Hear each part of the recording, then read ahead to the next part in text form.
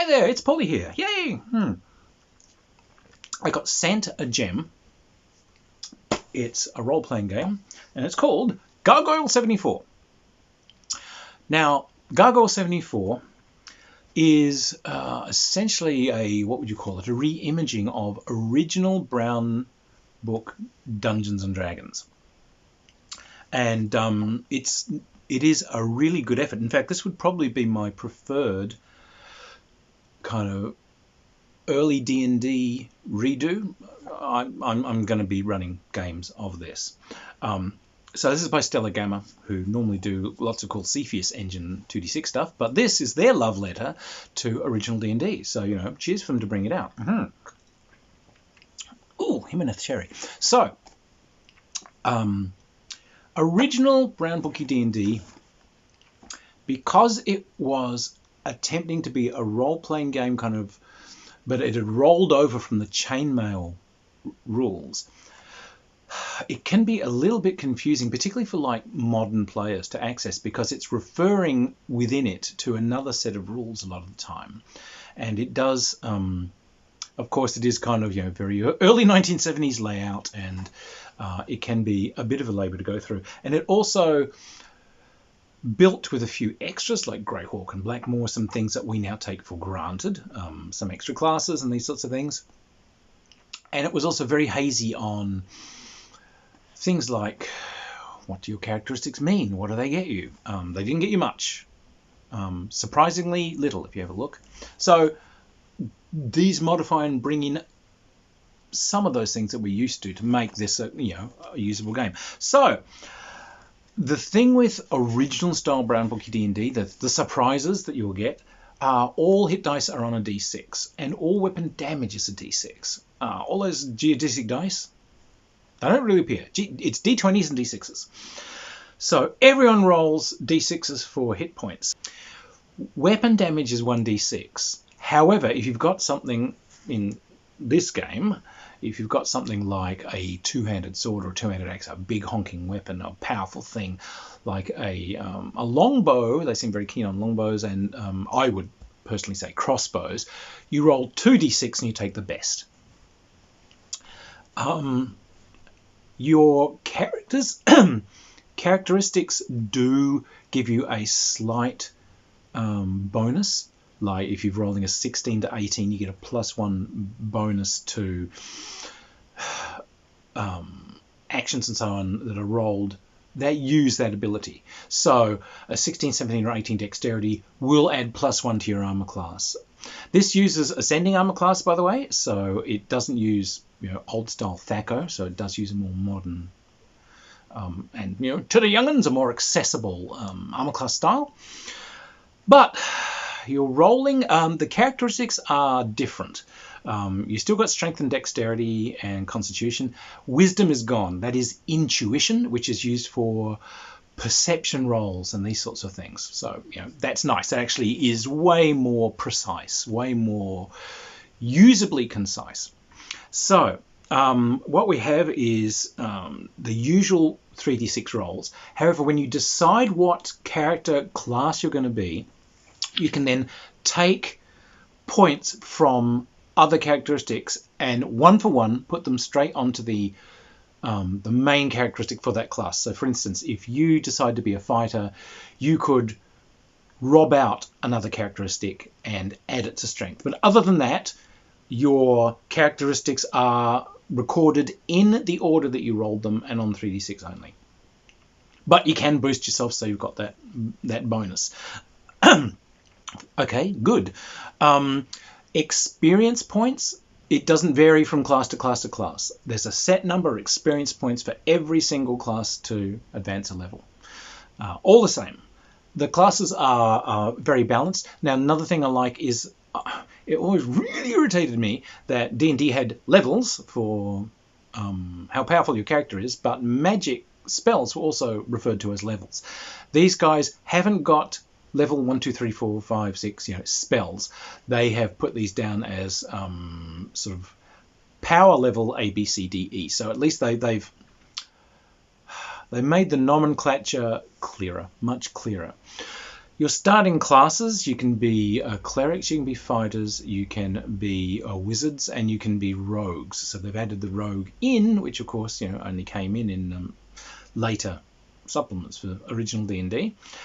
Everyone can pretty much do everything, which is one of the great freedoms of original D&D. Everyone can sneak, everyone can listen, everyone can spot traps, but some classes get a bit of a bonus to that. Thieves get a slight bonus when they're looking for traps and so on.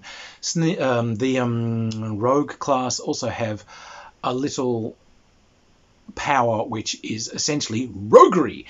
You roll against that. It's just a d6 roll for anything involving roguery, which could be picking pockets, it could be cheating at cards, it could be trying to talk your way past the cards, it could be spotting traps, it could be picking locks, and you add a bonus in for whatever characteristic is clearly governing that. So if you're trying to talk your way past the guards and you've got a higher charisma, fantastic. There are attribute checks built in. It's just roll a d20 and get the characteristic or less, which is another thing that was actually missing from original D&D. And the umpire will tell you if special circumstances give bonuses or subtractions, but that can be used for wizards recalling things or bend bars lift gates, those sorts of things. That's all built in there. There are also some rules for if you've just got one player and an umpire engaging, so they've sort of given you, here's some extra things to make that character more survivable. So it always rolls a minimum amount of damage, it gets a bonus to spotting traps and things like that, which are that's really nice, just to add the survivability for one-on-one play. Also suggest you buy war dogs and hire some hirelings. One of the things from that also is they suggest that each person give their character a talent, a thing, a strange thing that it does really well. You could be a horse whisperer. You could be a brilliant navigator. You could be a dogged seaman. You were an amazing tracker. You give yourself a shtick. And the suggestion is that you can roll that back into the other characters. You could just have everyone pick a shtick, which I think is a good idea. Why not? Because a little bit of fluff to your characters. The basic game, it's just humans. You're just rolling for human characters. In the back, it gives you classes and so on for different races. So it gives you kind of like a class that is progenitor sort of races, so effectively like the Melniboneans from Elric, or any of these older mysterious sorceress races that have been kind of there since time immemorial but are now withering out and are somewhat rare, but they have access to both fighting and sorcery and so on. So an interesting choice. They've got lizard folk in there if you want to take a lizard folk character. This is what it's like. Dwarves, which are actually an artificial life form. They're actually mechanical. So there's some nice choices there, and the monster lists that come with this game, I really, really like them. They are the usual suspects are there, but they've been done with a great clarity and with some nice little twists and so on. So harpies, everyone gets a negative to fight harpies because their sheer ugliness and their howling screams sort of are distracting. The dragons are extremely dangerous, the way they're laid out. They've handled the kind of racial things on things like orcs and goblins and so on really, really well. So orcs are down as basically they're a bestial race, pig-headed orcs. And says their culture is based on might makes right. So therefore they spend a lot of time working as raiders. So these guys like having the Vikings next door. So they're not evil in character, they're evil in essentially action. These are the guys who'll turn up and burn your village, nick all your stuff and sod off. So that doesn't mean that they are inveterate hand-wringing, somehow genetically destined to forever be evil. There could be great orcs out there. You could find them, you could raise them. There could be seafaring orcs that are actually mighty explorers.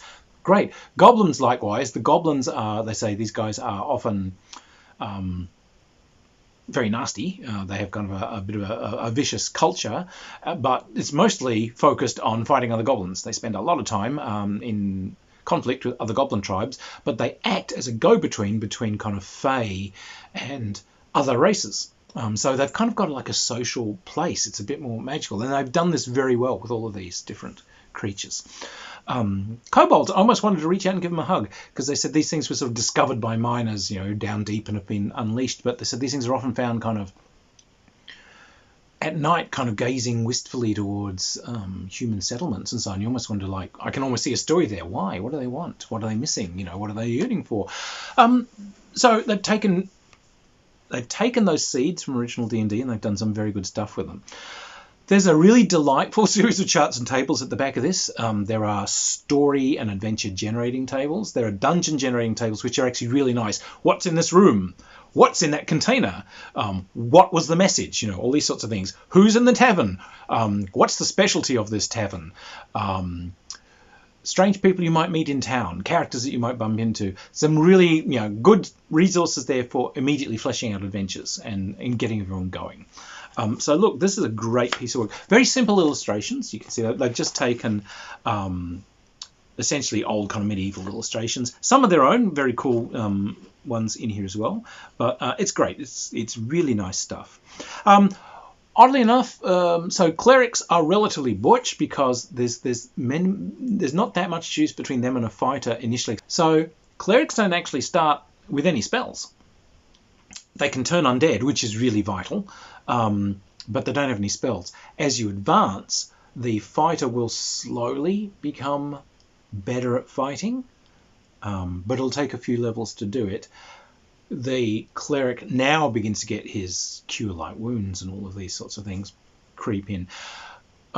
Wizards, on the other hand, they start with 2 spells straight up. So, that's nice. The spells are different. They've got a very limited spell list at each power thing. The wizards basically don't have any killy spells until they get to category C, 3rd level spells, where they get fireball. There's no sleep, there's no magic missiles, there's no burning hands. So most of their spells are kind of utility and trickery spells. It's ventriloquism and it's charm person and all these sorts of spells, but not hacky, maim, kill, blowy up spell. So, and because everyone's kind of more, there's not that huge differentiation between abilities, the wizards do remain part of a party and are valuable even when they're not casting spells. Role-playing wise, their advice and their ideas are important. And hey, they've got a dagger which does a d6, so it's still defending. Wizards can wear leather armor in this, so that's also kind of cool. So yeah, there's some interesting kind of changes and variations from what you might expect from more modern Dungeons and Dragons. The one the one funny thing about this, I love these guys dearly. This really does need another editorial run through. It is rife with typos, some of which are quite funny when they're trying to describe the fact that clerics, must use blunted weapons. They basically explain that their main way of defending themselves is with maces and hammers, which might make for a slightly different adventure. But it is rife with that kind of thing all the way through it. There's some drop letters and so on. Nothing major. It's just that every now and then it's like, yeah, I want to fix that. But anyway, this is a really nice piece of work. It really is. The combat is very clear. I like the way the characters come out. The different kind of clear twist on the monsters, I like it. It's kind of made the world different from your general D&D, but it's almost kind of what it could have been if like the original guys weren't just simply doing a Tolkien ripoff. I like the way the orcs and the goblins and so on are positioned the way they are. The elves, they're not really a character class at all. They are these reclusive, immortal things which could frankly give a shit about you. They're living out and doing their thing and like, oh, look, butterflies. We don't really bother with you guys unless you're a threat. yeah, it's a very nice piece of work. So look, if you wanted to run something that has all the flavour of original brown cover D&D, but has some of the extra systems that you need that, in our retrospect, you really kind of need as these role-playing things come up, like attribute checks, and a thiefy class has got roguery and these sorts of things, then this is a great piece of work because it does add that little extra bit, like differentiated weapon damage and so on, that you just kind of needed to make original D&D work. Now, a lot of us brought this stuff kind of in as house rules or whatever, but these guys have actually done it and put it under one cover. So Gargoyle 74 is an excellent piece of work. Again, if you're a role-playing kind of historian, if you're really interested in the lore, this is actually a nice one to get hold of, because the moment you pick it up, you actually want to run it, which is always my test for a good game. You can look at that and like, yeah, I've got ideas about the kobolds. I've got ideas about the dragons. And it's a little bit more dangerous and mystical. So undead in this, they reassemble. So if you like knock the heads off skeletons or something, they're back. Undead are really dangerous.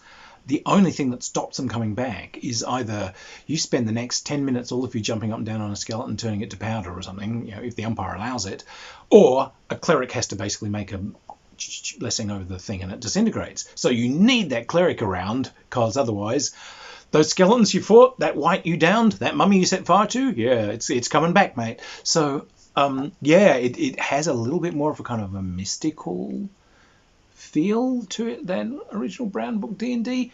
Retains the absolute charm, that wonderful charm of shuffling down a corridor in your plate armor, wondering what's around the next corner, seeing how many more turns of lamp oil you've got, and checking to make sure that the other guys are watching behind you in case of wandering monsters. And it gives you lots of nice kind of hints on running a slightly more lively game than the original, in that it's not a static map. If it's a dungeon, if you have a fight, there's a chance that monsters in other rooms and so on will hear and come. It reminds you these things aren't just static, written down on a piece of paper, but these are kind of places where you've got to watch your P's and Q's. The monsters down the hall is not a 10 by 10 square room. There is an orc guarding a chest. Yes, but if you're having a fight down the corridor, that orc might stick his head out the door and say, "What? Oh, 4 guys with crossbows. Okay, I'm grabbing my chest and I'm running off." Or I'm summoning the bugbears. So it's got those little tiny tweaks which I think make it a bit more of a living environment to play in, a bit more of a mystical environment to play in, and gives you some of the just very simple but very useful bells and whistles that just let you handle generally running a game. So look, terrific effort, well worth getting. It's up there on drive through. So Stellar Gamer are a great bunch of guys. So cheers guys, I think it's good work, and yeah, go and get a hold of a copy. If you guys have liked the reviews, by all means, like, subscribe, and find me on Patreon. Cheers everybody.